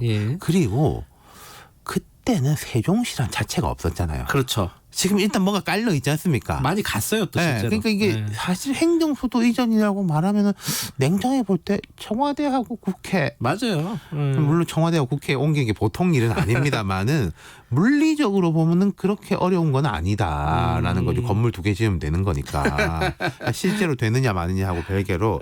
그리고 이게 정치적으로는 이게 좀 복잡한데. 여론이 계속 지지할지 아닐지는 좀 봐야 알 거다. 지금 현재는 지지 여론이 조금 높죠. 원래 이게 개혁, 뭐 이전, 변화 이런 질문하면은 보통 높게 나와요. 뭐든지 간에. 근데 이제 뭐 실제 비용 추계라든지 뭐 갈등이 깊어지고 구체적인 기관이 뭐 아까 나왔지만 뭐 서울대를 뭐 옮기니 그럼 뭐 세종대제냐 뭐 이런 식으로 되면은 또 복잡해지고 또 하나가. 내년에 서울시장, 부산시장 선거가 있잖아요. 그렇죠. 이게 큰 변수입니다. 그러니까 부산시장 선거는 뭐 특별히 이제 관여되는 게 없는데 서울시장 선거. 그러니까 거대 양당 후보가 같이 찬성하거나 같이 반대하면 큰 문제가 없는데 또 서울 민심이 뭐 달라질 수가 있고 또 서울 민심을 자극하는 사람들이 나타날 수가 있는 거고 그리고 한쪽은 찬성, 한쪽은 반대일 경우에 이기는 쪽에서 내 뜻대로 하는 게 서울 시민의 민심이다. 근데 이건 또 서울 시민만 뭐 정하는 건 아니지 않습니까? 그 전에 법이나 계획 같은 게 완료될지 모르겠는데 그거는 냉정해 볼 때 좀 쉽지는 않아 보여요. 이게 또 이제 서울시장 선거를 넘어가면은 대선이 있잖아요. 그렇죠. 그러니까 이게 대선이 되면은 또 차기 주자들이 의견을 내고 대선에서 검증받는 식으로 가자. 근데 그렇게 되면요. 다음 대통령이 이 의제를 제1과제로 삼을 것이냐. 뭐 자기 의제 뭐 적폐청산이 됐건 뭐가 됐건 내놓고 이 행정수도 뭐 차차 국민들의 의견을 수렴해 보겠습니다 하면 어영부영 이제 후순위로 밀리는 거죠. 그러니까 이게 좀 빨리 가느냐. 그리고 민주당 입장에서 이게 부동산 문제가 아니라 실제로 여기에 대해서 우리가 깊은 뜻을 가지고 있다라고 한다면은 빨리 가는 게 더 국민들이 볼 때 진정성이 있구나 이렇게 느껴질 겁니다. 그런데 국회랑 청와대랑 옮기면은 윤태권 실장도 옮기셔야 되는 거 아니에요? 그럼 뭐 가서. 근데 이게 냉정하게 말해서요. 우리가 자 내일 결정한다 쳐요. 국회가 서울 청와대 옮기시다. 근데 그게 실체화되기까지는 또 몇 년 그 과거에 뭐 브라질리아나 다른 나라의 경우를 봐도 그렇고요. 그리고 KBS도 옮긴다는 얘기가 있어가지고 그렇죠. KBS가 싱숭생숭할 거예요. KBS는 지금 따라가야죠. 예. 국책은행하고 KBS 그렇죠. 예. 이 방송은 어떻게 되나 이런 것도 참 여러 가지로 고민들이 많을 겁니다. 좀 지켜보도록 하겠습니다. 고맙습니다. 감사합니다. 윤태곤의 눈이었습니다. 김경래의 최강시사 2부는 여기까지고요. 잠시 후 3부에서는 여의도 신호등 주간 인물 토크쇼 준비되어 있고요. 그리고 청주방송에서 PD로 일하다가 해고됐다 극단적인 선택을 한 고 이재학 PD 기억하실 겁니다. 이게 합의가 됐습니다. 또 이재학 PD의 동생 만나봅니다. 일부 지역국에서는 해당 지역 방송 보내드립니다. 주진우 라이브 주진우 라이브 주진우 라이브 주진우 라이브. 라이브가 좀 이상한데? 그러니까 많이 이상해. 다 이상. 매일 오후 5시 5분 주진우 라이브. 내일은 좀 더 나아질 거예요. 확실해요.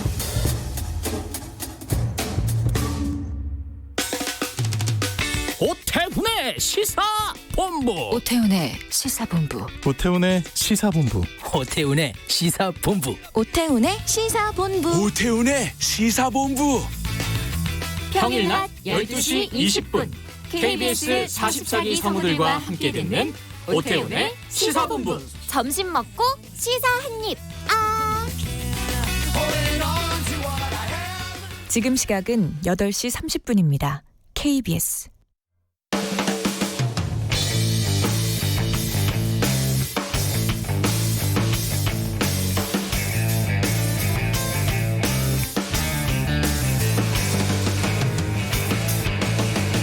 김경래의 최강 시사.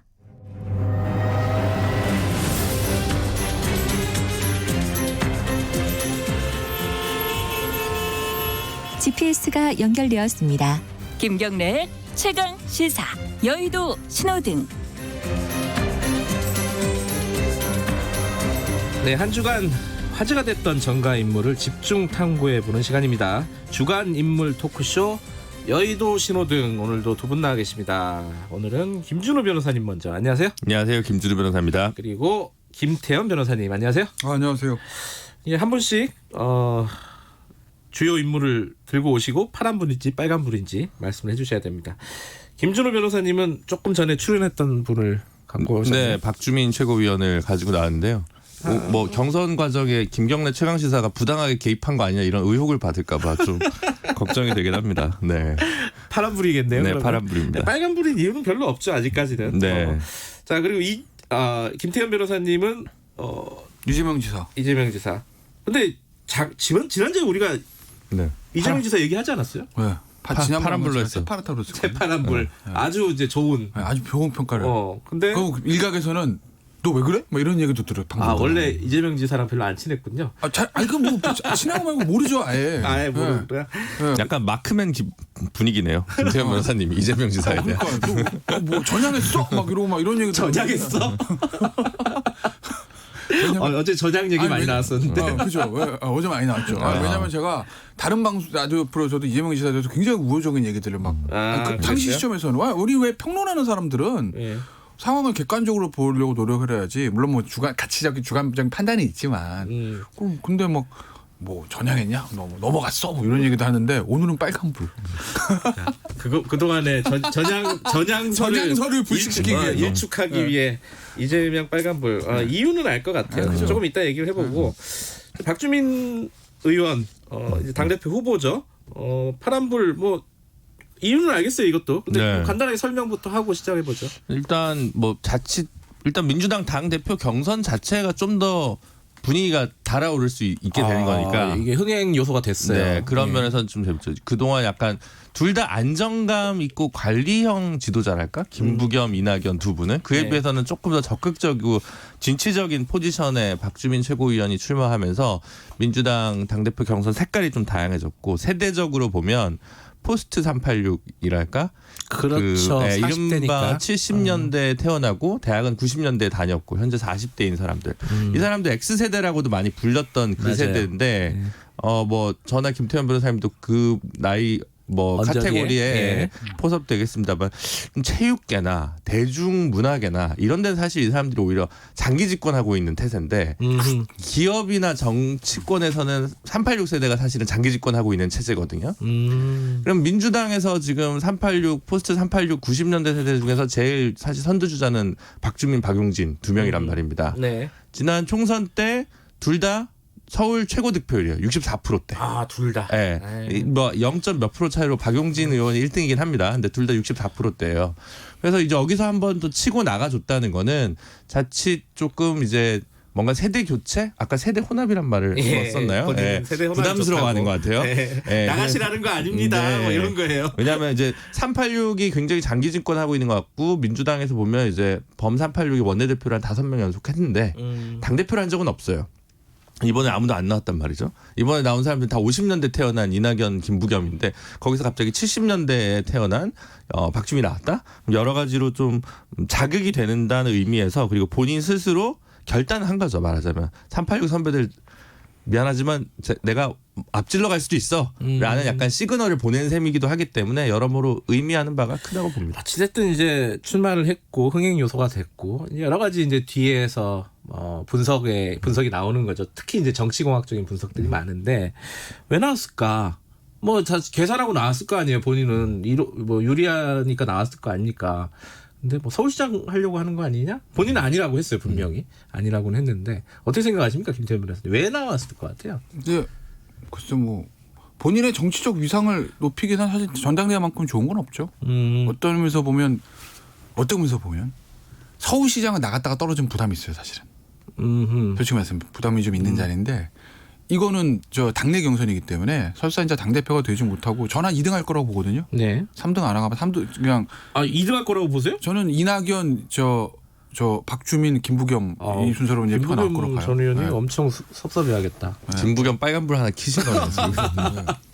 이낙연 볼 거기 때문에 그 정도만 만약 당대표 만약에 되면 초대박인 거고 2등만 해도 대박이고 설사 3등을 해도 무슨 어느 정도만 득표만 해줘도 별 큰 부담 없이 할 수 있는 것이기 때문에 그래서 아마 용기를 내서 뛰어든 거 아니겠어요. 더군다나 지난번에 최고위원 선거 때도 1등 했잖아요. 최고위원 중에서. 그렇죠.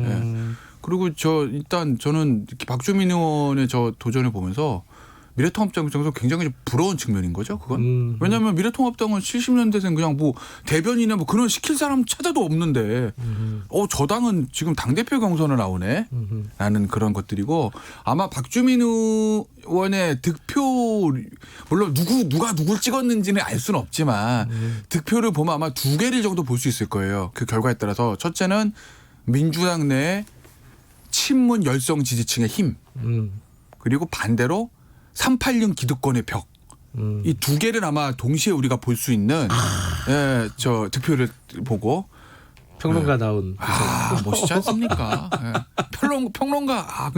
근데 뭐 어느 정도인지 우리가 과학적 분석은 안 나오죠. 왜냐면은 누구 찍은지 기명 투표가 아니라 무기명 비밀 투표니까. 어쨌든 그것들을 보고 민주당의 친문 열성 지지층이 저 정도의 힘을 가지고 있구나는 거 하나. 그건 아마 이건 이제 뒤에 얘기할 이재명 지사 빨간불과도 연관이 좀 있습니다.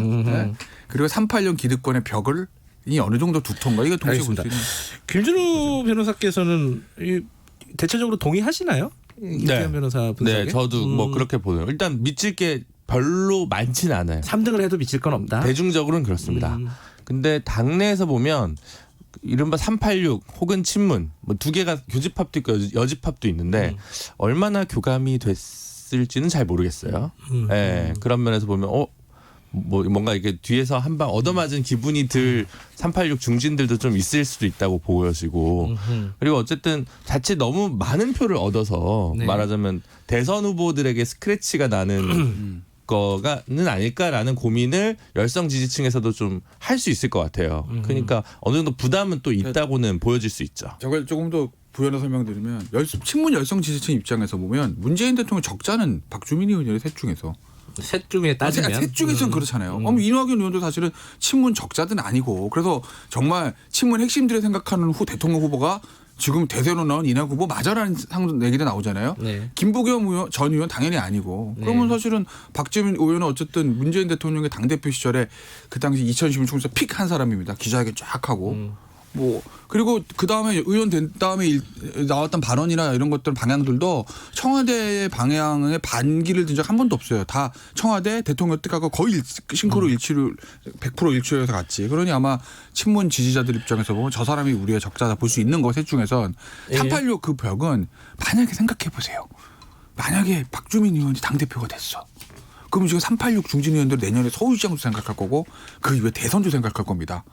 그냥 안녕이에요. 완전히 세대가 바뀌어 버리는데 그렇지 않습니까? 네. 어쨌든 지금 이제 전당대까지는 얘기가 됐고 그럼 그 다음에 이제 전당대회 끝나면 1등을 하든 2등을 하든 1등 하면 당 대표 하는 거고. 그렇죠. 2등 3등을 하면은 그 다음 스텝이라고 할까요? 그럼 뭘까? 여기에 대한 생각들이 좀 있을 것 같아요. 김준호 변호사님 어떻게 보세요? 열어두고 있는 것 같아요. 서울시장 안 나갈 수도 있다고 보거든요. 근데 네. 제 흔한 평론은 포석이다. 서울시장 나가기 위한 포석이다라고 얘기하는데 저는 그렇게 보여지진 않고 그리고 서울시장 출마 여부 자체에 대해서도 민주당 내에서 아직은 좀 의견이 갈리고 또 이제 고인이 된 박문순 전 시장 사망 원인 등과 관련돼서 뭐 여성 후보론도 꽤 설득력 있게 검토되고 있기 때문에 서울시장은 뭐 꼭 이제 반드시 가는 필수적인 코스로 생각하는 것 같지는 않다라는 게 보여집니다. 근데 뭐 1등을 하면 뭐 얘기가 완전히 달라지지만은 뭐 2등을 했는데 굉장히 득표율이 괜찮다. 그럼 대선 가는 거 아니에요? 근데 45세는 넘었죠. 45세 넘었으니까 대선을 갈 수 있는 상황이긴 한데 좀 대선은 좀 너무 빠르다고 생각할 수도 있어요. 본인 입장에서 보면. 네. 오히려 이번 전당대회 특징이 그 뭐 그런 한 100명만 체육관에 있고 나머지는 다 비대면일 거예요. 아마. 그러니까 이른바 조직선거, 동원선거의 필요성이 좀 적으니까 사실 당내 조직세가 강하진 않습니다. 그러니까 박주민 최고위원이 그런데 이렇게 된 것들도 뭐 어떻게 보면 상황적으로 조금 유리한 측면이 있지만 장기 레이스로 있는 대선에서의 당내 경선 글쎄 당내 경선과 국민 참여 경선의 비율 배합에 따라서 뭐 달라질 수는 있겠지만 현 시점에서 거기까지 도전하기는 좀 만만치는 않겠죠. 알겠습니다. 이재명 지사로 넘어갈게요. 빨간불 이거는 서울시장 말 바꾸기 무공천 관련해서 그러니까 이제 겉으로 보면은 빨간불인 이유는 이제 말 바꾸는 거 이제 그냥 사실 말을 바꾼 거 맞아요. 말을 바꿨죠. 아니 저 지난번에 무공천 한다고 그랬을 때 첫 번째 장사꾼도 말에 신뢰가 있어야 된다. 도의가 있어야 된다. 정치인은 장사꾼도 그렇다며요. 정치인은 그러면서 본인은 말 바꾼 게 아니다. 뭐 의견이지 주장은 아니야. 그냥 얘기하면 의견 내 얘기가 맞다면 주고 이런 건가요? 그러니까 저는 난 잘 모르겠어요. 그러니까 그게 왜 모르냐면 우리가 납득이 안 되니까 외워지지가 않는 거예요. 그 말이 납득이는 외워지는데 한두 번 보면 납득이 안 되니까 이해가 안 되니까 외워지지 않는 거거든요. 의견인데 주장은 아니다. 말은 바꾼 거예요. 말 바꾼 거 맞습니다. 그러면 저는 이제 빨간불인 이유가 말 바꾼 거 자체도 그렇지만 그 배경 왜 그랬을까? 이해찬 대표 얘기도 많이 이해찬 하고. 대표도 있고 사실은 어떻게 보면은 정청래 의원이 얘기했던 거 있잖아요. 혼자 멋있게 운동. 사실 그게 정답이거든요. 만약에 그 정청래 의원의 혼자 멋있게 보기 운동이라는 얘기는 바꿔 말하면 만약에 미래통합당이 똑같이 이래가지고 무공천 얘기가 나오면 정청래 의원이 강하게 비판했을 거란 얘기예요. 그게 뭐죠? 명분은 안 내보는 게 맞다. 다만 정당 정치라고 전국을 운영함에 있어서 서울 대선을 앞두고 서울시장 후보 안 내는 게 이게는 현실상 어려운 일이 아니 이 얘기거든요. 그러니까 욕 먹어도 낼 수밖에 없는 상황이라 저도 결국은 낼 거라고 보고 제가 민주당 지도부라도 내는 결론을 할 거라고 보고 미래통합당도 지금은 명분상 내지만 하지만 장기적으로 보면 미래통합당 입장에서 후보 나와서 정면 승부하는 게 나아요. 그렇죠. 모의고사는 어려운 걸 봐야지 무슨 월드컵 앞두고 평가전을 뭐 약팀 데려다가 본선 올라가서 5대0 지면은 그렇지 않습니까? 히딩크가 왜 성공했어요? 어쨌든 그건 그거고 그런 건데 왜 이렇게 일주일도 안 돼서 말을 바꿨을까? 아마 아까 얘기했던 저 친문 여성 지지자들의 힘 이 부분에 약간 브레이크 걸려있긴 했을 거예요. 그러니까 만물로 돌아가는 거죠. 박주민 의원의 출마. 박주민 의원 출마했을 때 저뿐만 아니라 모든 사람들이 이거 친문 적자가 나왔네라고 얘기를 합니다. 만약에 박주민 의원이 당대표가 되면 말할 것도 없고 2등에서도 거의 이낙연 의원 턱밑까지 추격하는 엄청난 표를 얻으면 친문의 힘을 보여주는 거고 그건 이재명 지사에게 워닝이거든요. 일종의. 적이랑 척을 졌다가는 본선은 고사하고 경선 이거 통과도 못한다. 눈치를 볼 수밖에 없는 상황인 거죠. 그래서 아마 저는 말 바꾸기에는 그런 당내 역학구도도 미쳤다고 보고 단순히 뭐 정청래 의원한테 욕 들어먹고 욕 먹은 거죠 사실.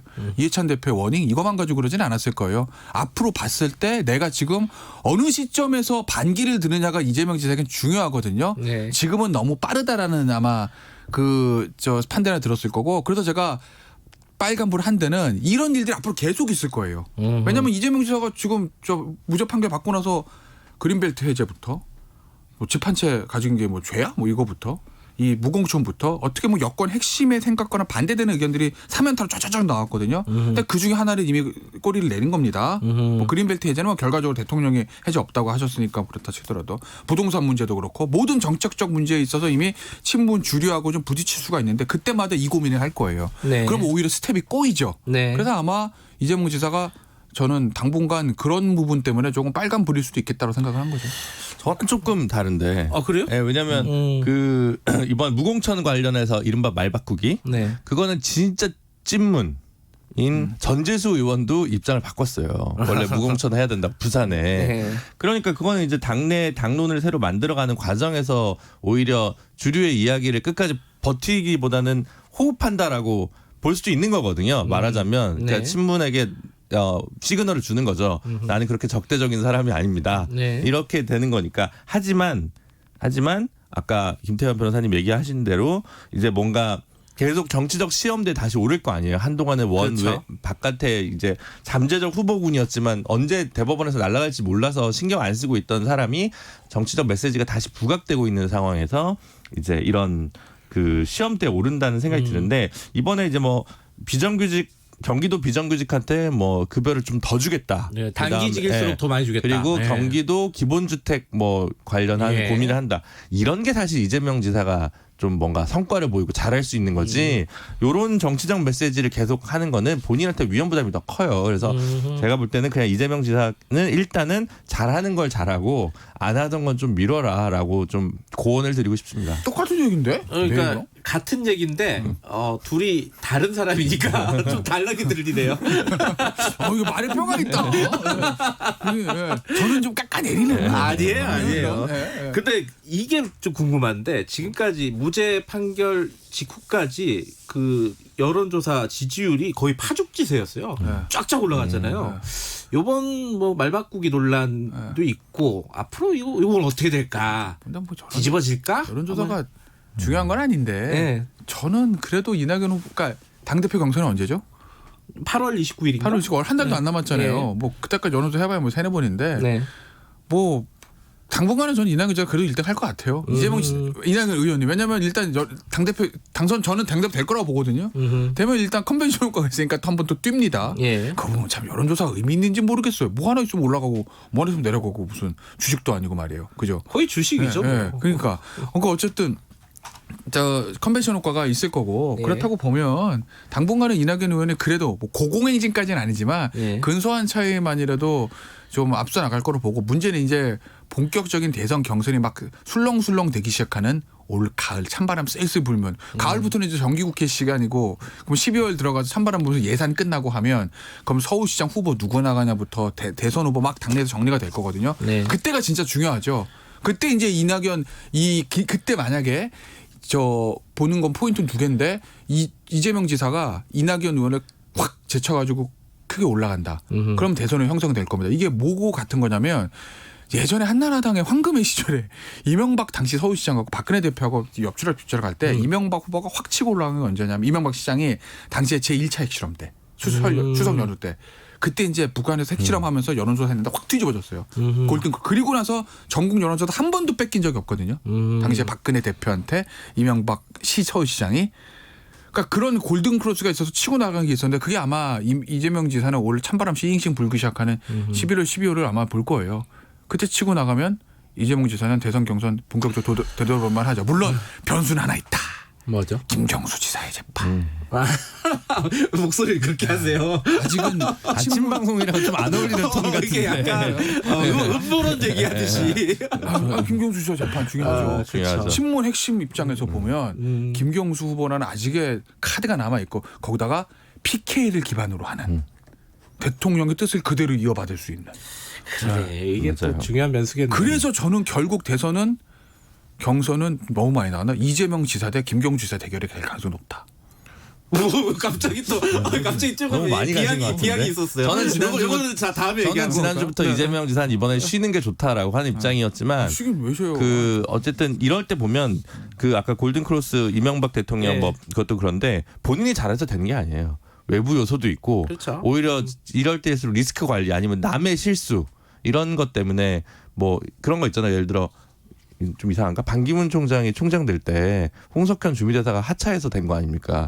남의 불운이 나의 행운이 되는 건데 그게 꼭 자력으로 항상 어떤 자리가 오는 건 아니라는 생각이 들 때가 있어요. 저는 사실은 저 이재명 지사 대 김경우 지사의 대결로 해가지고 카피도 뽑아놨는데 방송 좀 미 뭐라고 하잖아요. 아니 나중에 개봉박도 하는 네, 거죠. 뭐 이거 다음에 얘기해요. 그리고 이낙연 후보가 너무 그렇잖아요. 지금 말씀하시는 거 들으면은 선택 하시면 되잖아요.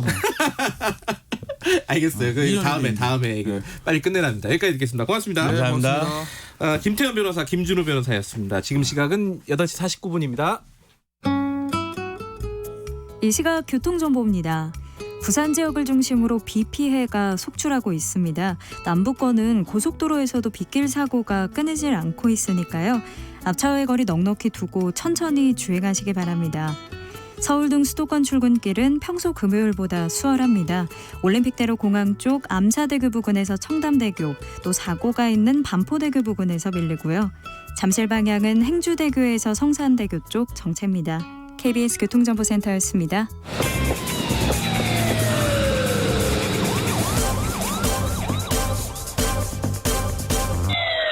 김경래 최강 시사. 네, 청주 방송에서 PD로 14년 동안 일을 했는데 말 한마디로 해고가 되고 그 이후에 부당해고를 이제 뒤집는 그런 소송을 하다가 좌절을 해서 이제 극단적인 선택을 하신 분이 있습니다. 기억을 하실 겁니다. 고 이재학 PD. 그 이후에 사망 이후에 유가족과 사측 그리고 뭐 비정규직을 어떻게 해야 되느냐 청주 방송 이런 문제까지 포함해서 얘기가 있었는데 몇 달 동안 이게 계속 합의가 안 되고 있었어요. 근데 어제 합의가 됐습니다. 최종적으로 합의가 됐다고 하는데 어떤 내용인지 그리고 소회는 어떠신지 이재학 PD의 친동생입니다. 이대로 씨 좀 연결해 보겠습니다. 이 선생님 나와 계시죠? 네, 안녕하세요. 지금 형님이 돌아가신 지가 170일이 넘었습니다. 그죠? 네, 맞습니다. 굉장히 오래 걸렸어요. 이 합의하는데 어쨌든 합의가 됐고 어제는 좀 눈물도 보이시고 그랬더라고요. 어떤 심경은 어떠셨어요 어제? 네, 우선 저희 형이 네. 그동안 빼앗겼던 그 명예하고 시간들을 찾는 시간이 말씀하신 대로 170일이나 걸렸습니다. 네. 너무나 그동안 그들이 당연시하게 여겨왔던 네. 부당하고 그 비정상적인 것들을 세상에 알리고 네. 잘못된 것이다라고 그런 부분들을 알려주기까지 반년 가까이나 걸렸습니다. 네. 저희 가족으로서는 이제야 좀 형의 한이 조금이나마 풀리기 시작했을 것 같고 네. 한편으로는 그래서 다행이기도 하지만 네.